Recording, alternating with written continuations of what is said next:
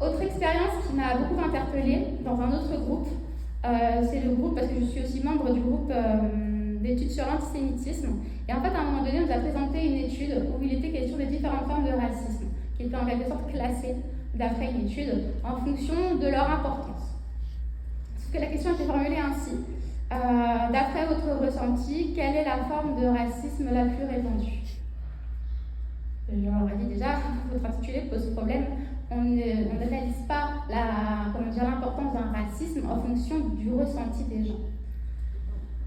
Et donc en fait, les résultats, ce qu'indiquaient les résultats, c'était qu'à 51%, les gens estimaient que c'était l'antisémitisme, et à 4%, l'antisémitisme.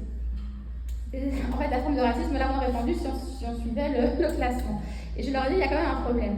Je dis, votre étude ne montre pas que l'antisémitisme est la forme de racisme la moins répandue, elle montre simplement que c'est la forme de racisme la plus banalisée, celle que l'on considère le moins. Vous ne prenez pas les choses sous le bon angle.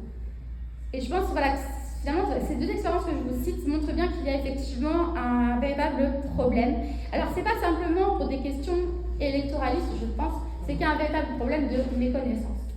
Et qui est assez également partagé à droite comme à gauche. C'est pour ça qu'effectivement, à gauche, ça ne bouge pas beaucoup.